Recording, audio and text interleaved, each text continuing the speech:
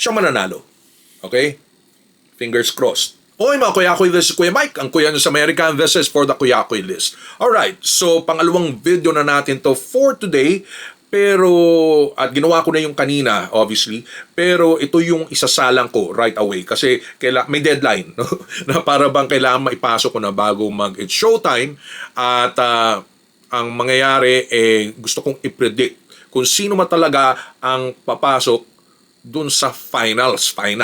Parang ilang beses na magpa-finals.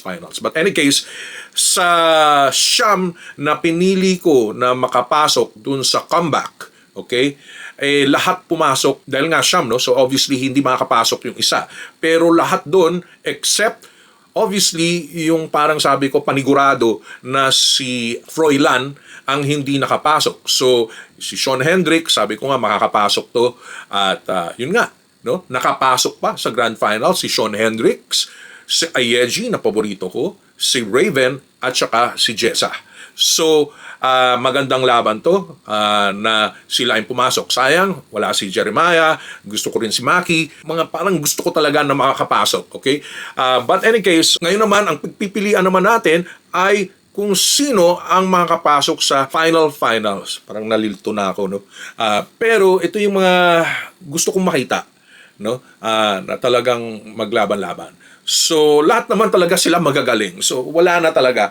Pero ito yung inaasahan ko at para bang hopefully makapasok. Alright. Number 1. Nahin na natin sa Ayeji, di ba?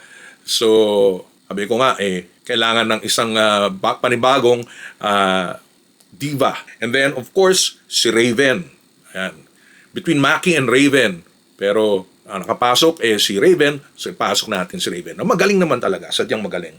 And then Arvery, oh my gosh, pag hindi pa yan ipasok, makabagbag damdamin ang mga kinakanta nito.